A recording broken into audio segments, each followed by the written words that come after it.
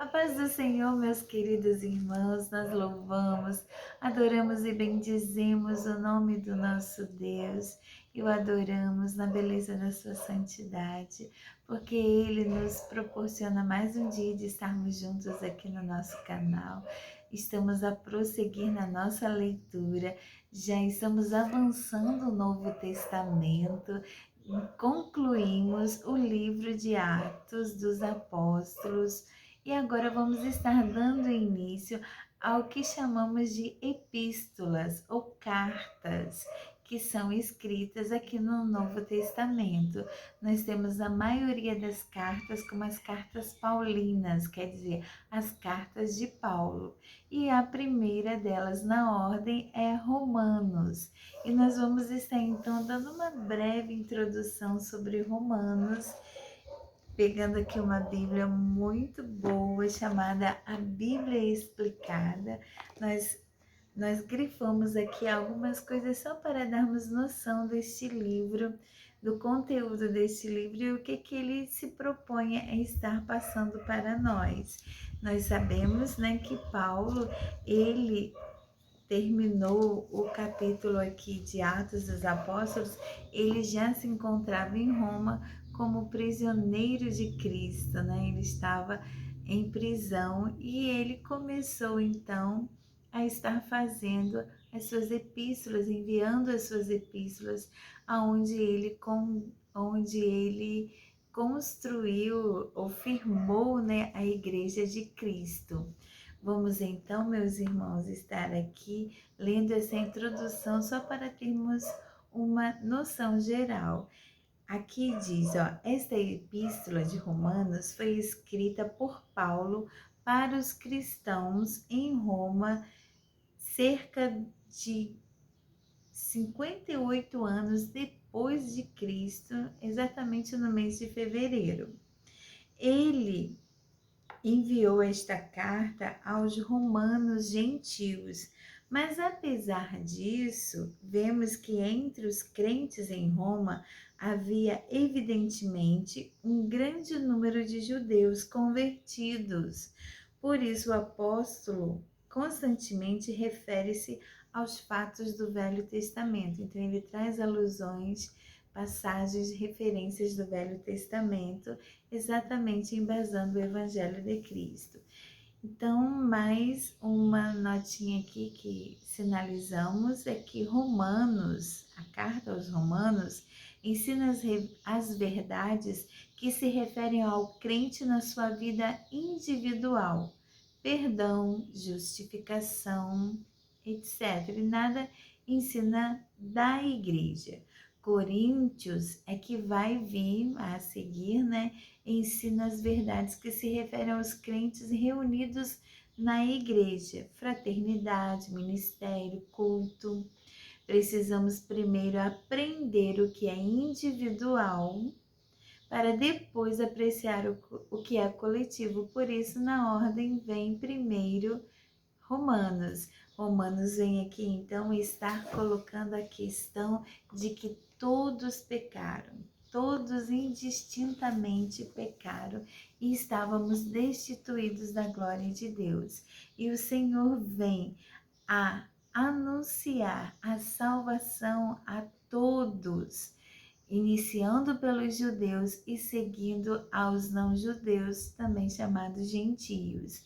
Então, meus irmãos, aqui não há distinção, todos pecaram, todos estavam destituídos e todos necessitam da obra redentora e salvadora do nosso Jesus, porque o Senhor Jesus mesmo disse que ninguém vem ao Pai a não ser por Ele. Então, a salvação é através do Senhor Jesus, da pessoa do Senhor Jesus, de reconhecermos a nossa condição de pecadores e reconhecer o seu sacrifício, em que ele pagou um alto preço e nos deu anistia, liberdade, para podermos de novo estar na presença de Deus. Oh, meus irmãos, e o Espírito Santo, ele está constantemente a trabalhar, o Espírito Santo do Senhor, usando os seus servos para falar. Tem utilizado da sua ação de convencer e converter os corações. É Ele quem convence do pecado, da justiça e do juízo. A nós cabe o papel de sermos instrumento do Senhor a levar este evangelho, a levar essas boas novas de salvação. E o Espírito Santo continua dia e noite a trabalhar nos corações, porque é desejo do nosso Deus que ninguém se perca. Aleluia! Oh, meus queridos irmãos, vamos então estar dando início à nossa leitura da palavra do Senhor na carta, epístola aos Romanos. Vamos então ler hoje, seguindo a nossa agenda, os capítulos 1, 2 e 3. Capítulo 1. Eu, Paulo, servo de Cristo Jesus, escrevo esta carta. Deus me chamou e me separou para ser seu apóstolo, a fim de que eu anuncie a boa notícia do Evangelho de Deus. Há muito tempo, essa boa notícia foi prometida por Deus, por meio dos seus profetas e escrita nas Escrituras Sagradas. Ela fala a respeito do Filho de Deus, o nosso Senhor Jesus Cristo, o qual, como ser humano, foi descendente do rei Davi. E quanto à sua santidade divina, a sua ressurreição provou com grande poder que ele é o Filho de Deus. Aleluia! Por meio de Cristo, Deus me deu a honra de ser apóstolo no serviço de Cristo, para levar pessoas de todas as nações a crerem em Cristo e a serem obedientes a Ele. Entre essas pessoas estão vocês que moram em Roma, a quem Deus tem chamado para pertencerem a Jesus Cristo. Por isso eu escrevo a todos vocês que estão em Roma, todos vocês a quem Deus ama e a quem tem chamado para serem o seu próprio povo. Que a graça e a paz de Deus, o nosso Pai, e do Senhor Jesus Cristo estejam com vocês. Em primeiro lugar, por meio de Jesus Cristo, dou graças ao meu Deus por todos vocês, pois no mundo inteiro se ouve falar a respeito da fé que vocês têm. Eu sirvo a Deus com todo o meu coração, anunciando a boa notícia a respeito do seu Filho. Deus é testemunha de que digo a verdade.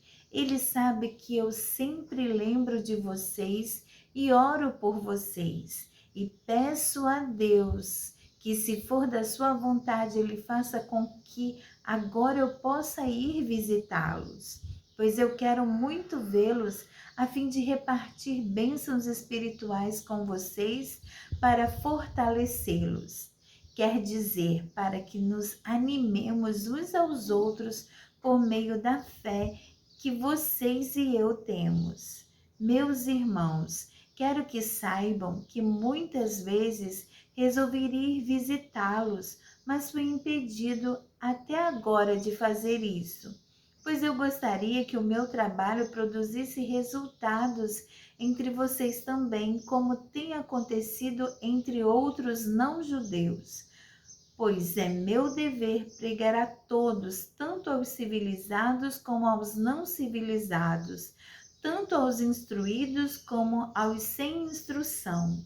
É por isso que eu quero anunciar o Evangelho também a vocês que moram em Roma. Eu não me envergonho do Evangelho, pois ele é o poder de Deus para salvar todos os que creem, primeiro os judeus e também os não-judeus, pois o Evangelho mostra como é que Deus nos aceita. É por meio da fé, do começo ao fim. Como dizem as Escrituras Sagradas, viverá aquele que por meio da fé é aceito por Deus. Do céu, Deus revela a sua ira contra todos os pecados e todas as maldades das pessoas que, por meio das suas más ações, não deixam que os outros conheçam a verdade a respeito de Deus. Deus castiga essas pessoas porque o que se pode conhecer a respeito de Deus está bem claro para elas, pois foi o próprio Deus que lhes mostrou isso. Desde que Deus criou o mundo, as suas qualidades invisíveis, isto é, o seu poder eterno e a sua natureza divina, têm sido vistos claramente. Os seres humanos podem ver tudo isso nas coisas que Deus tem feito e, portanto, eles não têm desculpa nenhuma. Eles sabem quem Deus é, mas não lhe dão a glória que ele merece e não lhe são agradecidos.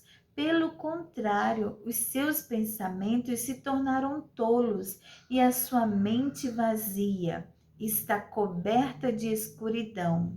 Eles dizem que são sábios, mas são tolos. Em vez de adorarem ao Deus imortal, adoram ídolos que se parecem com seres humanos, ou com pássaros, ou com animais de 4 patas, ou com animais que se arrastam pelo chão. Por isso, Deus entregou os seres humanos aos desejos do coração deles para fazerem coisas sujas e para terem relações vergonhosas uns com os outros.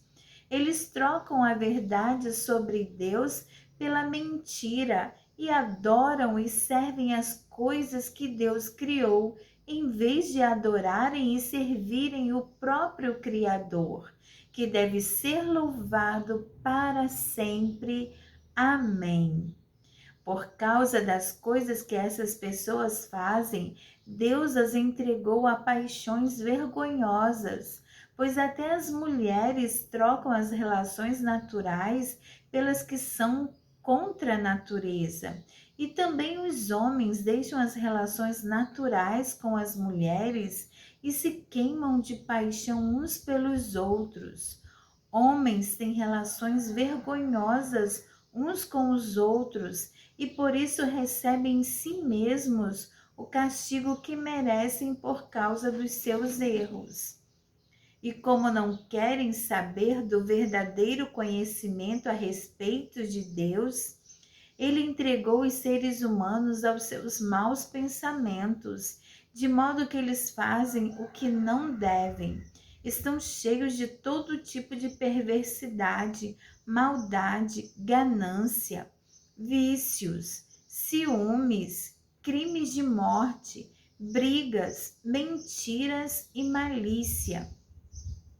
Caluniam e falam mal uns dos outros, têm ódio de Deus e são atrevidos, orgulhosos e vaidosos, inventam maneiras de fazer o mal, desobedecem aos pais, são imorais, não cumprem a palavra, não têm amor por ninguém e não têm pena dos outros.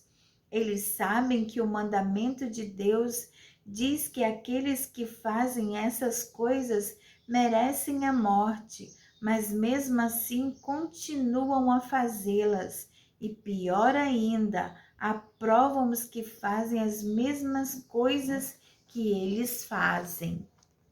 Capítulo 2.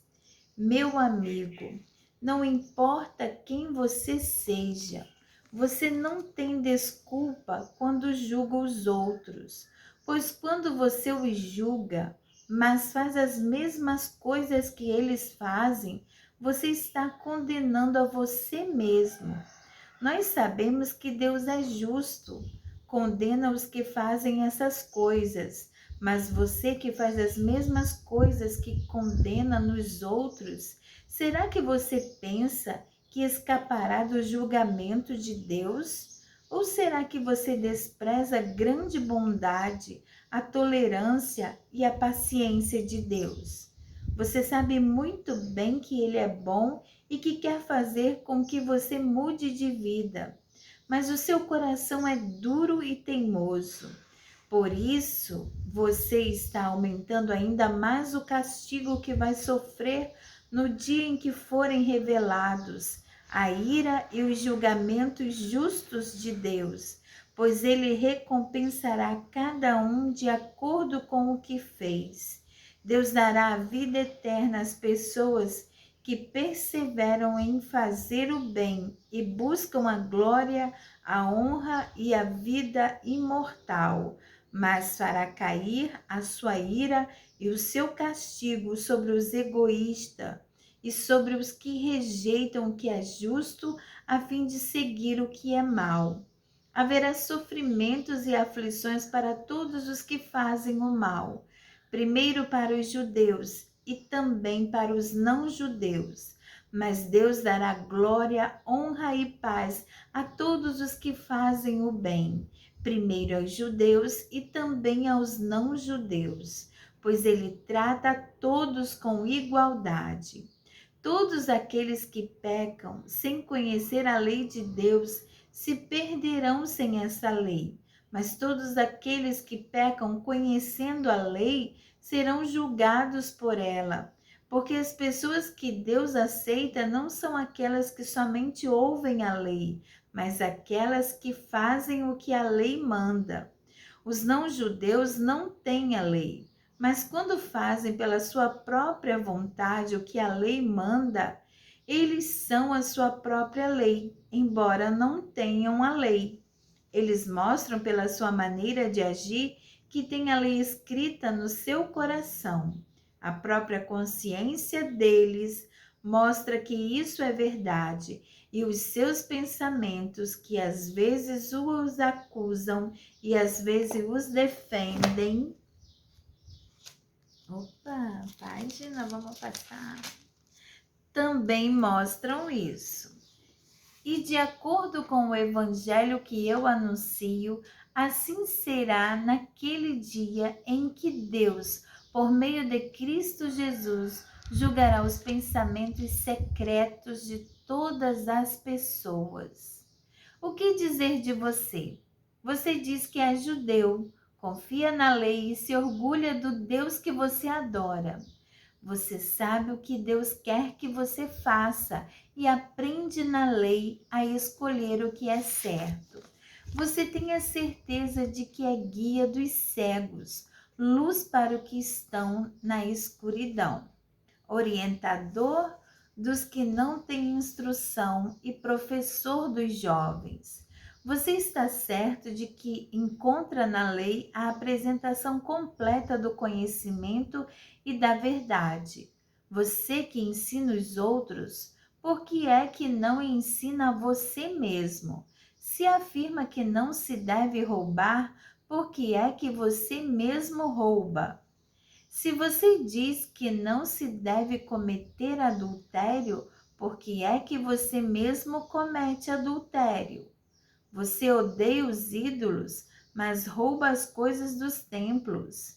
Você se orgulha de ter a lei de Deus, mas você é uma vergonha para Deus porque desobedece à sua lei. Pois as Escrituras Sagradas dizem: os não-judeus falam mal de Deus por causa de vocês, os judeus. A circuncisão tem valor se você que é judeu obedecer à lei. Porém, se não obedecer, é como se você não tivesse sido circuncidado. E se um homem que não foi circuncidado obedecer aos mandamentos da lei, Deus o tratará como se ele fosse circuncidado. Assim, vocês, judeus, serão condenados pelos não-judeus, pois vocês desobedecem à lei, apesar de terem essa lei escrita e de serem circuncidados, enquanto que os não-judeus obedecem à lei, embora não sejam circuncidados. Portanto, eu pergunto: quem é judeu de fato é circuncidado de verdade? É claro que não é aquele que é judeu somente por fora e circuncidado só no corpo. Pelo contrário, O verdadeiro judeu é aquele que é judeu por dentro, aquele que tem o coração circuncidado. E isso é uma coisa que o Espírito de Deus faz e que a lei escrita não pode fazer. E o louvor que essa pessoa recebe não vem de seres humanos, mas vem de Deus. Aleluia. Capítulo 3. Então, qual é a vantagem de ser judeu? Será que ser circuncidado tem algum valor? Tem sim, e de muitas maneiras. E a primeira vantagem é que Deus entregou a sua mensagem aos cuidados dos judeus. Mas se alguns não forem fiéis, será que por isso Deus vai ser infiel? De modo nenhum. Que Deus continue a ser verdadeiro, mesmo que todas as pessoas sejam mentirosas, como dizem as Escrituras Sagradas a respeito dele. Que fique provado que tu tens razão quando falas e que sejas vencedor quando fores julgado. Mas se as injustiças que cometemos servem para mostrar que Deus age com justiça, o que é que podemos dizer? Que Deus é injusto quando nos castiga? Eu falo aqui como as pessoas costumam falar. É claro que não. Se Deus não fosse justo, como poderia julgar o mundo? Mas digamos que a minha mentira faz com que a verdade de Deus fique mais clara, aumentando assim a glória dele. Nesse caso, por que é que devo ainda ser condenado como pecador? Então, por que não dizer: façamos o mal para que desse mal venha o bem? Na verdade, alguns têm me caluniado, dizendo que eu afirmo isso, porém eles serão condenados como merecem. Então, será que nós, os judeus, estamos em melhor situação do que os não-judeus? De modo nenhum. Já mostrei que todos, judeus e não-judeus, estão debaixo do poder do pecado, como dizem as Escrituras Sagradas. Não há uma só pessoa que faça o que é certo.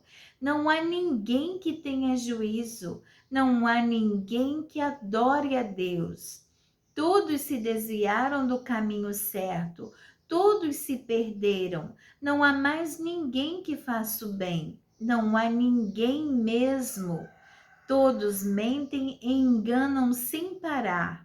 Da língua deles saem mentiras perversas, e dos seus lábios saem palavras de morte, como se fossem veneno de cobra. A boca deles está cheia de terríveis maldições. Eles se apressam para matar. Por onde passam, deixam a destruição e a desgraça. Não conhecem o caminho da paz e não aprenderam a temer a Deus. Nós sabemos que tudo o que a lei diz é dito para os que vivem debaixo da lei. Isso a fim de que todos parem de se justificar e a fim de que todas as pessoas do mundo fiquem debaixo do julgamento de Deus, pois ninguém é aceito por Deus por fazer o que a lei manda, porque a lei faz com que as pessoas saibam que são pecadoras. Mas agora Deus já mostrou que o meio pelo qual ele aceita as pessoas não tem nada a ver com lei. A lei de Moisés e os profetas dão testemunho do seguinte: Deus aceita as pessoas por meio da fé que elas têm em Jesus Cristo. Aleluia! É assim que ele trata todos os que creem, pois não existe nenhuma diferença entre as pessoas. Todos pecaram e estão afastados da presença gloriosa de Deus. Mas pela sua graça e sem exigir nada, Deus aceita todos por meio de Cristo Jesus que os salva. Deus ofereceu Cristo como sacrifício para que pela sua morte na cruz, Cristo se tornasse o meio de as pessoas receberem o perdão dos seus pecados. Pela fé nele. Deus quis mostrar com isso que ele é justo.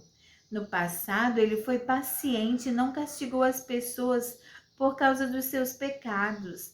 Mas agora, pelo sacrifício de Cristo, Deus mostra que é justo. Assim, ele é justo e aceita os que creem em Jesus. Será que temos motivos para ficarmos orgulhosos? De modo nenhum. E por que não? Será que é porque obedecemos à lei? Não, não é. É porque cremos em Cristo. Assim percebemos que a pessoa é aceita por Deus pela fé e não por fazer o que a lei manda. Ou será que Deus é somente Deus dos judeus? Será que não é também Deus dos não-judeus? Claro que é. Deus é um só e aceitará os judeus na base da sua fé e também aceitará os não-judeus por meio da fé que eles têm. Será que isso quer dizer que por causa da fé nós tratamos a lei como se ela não valesse nada? Não, de modo nenhum. Pelo contrário, afirmamos que a lei tem valor. Aleluia, glória a Deus. Oh, meus irmãos, que maravilha! Aqui Paulo colocando e esclarecendo a todos a nossa condição, como tínhamos dito anteriormente, a nossa condição diante de Deus. Todos nós estamos no mesmo patamar, no mesmo nível diante do Senhor. Todos pecaram, todos pecaram.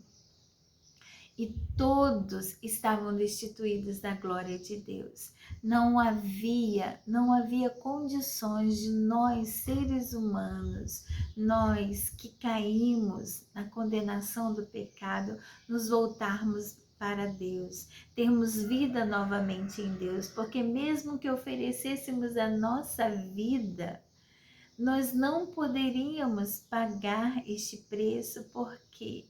Por quê, meus irmãos? Porque a palavra do Senhor diz que o salário do pecado é a morte. Então, a morte já estava nos condenando, nós já éramos condenados à morte. Não tínhamos vida, não tínhamos como resgatar esta vida. E quem resgatou esta vida por nós foi Jesus, aleluia. O homem perfeito, o homem sem pecado, 100% Deus, 100% homem, porque ele ofereceu o seu sangue inocente. O nosso sangue, mesmo se nós oferecêssemos, era um sangue impuro, um sangue já com a natureza caída e contaminada pelo pecado. Mas Jesus, o homem perfeito, com seu sacrifício inocente, sem pecado, ofereceu a sua vida por nós e nos resgatou, aleluia, e nos resgatou e nos deu o direito de viver novamente, mas aos que creem, como aqui está colocando.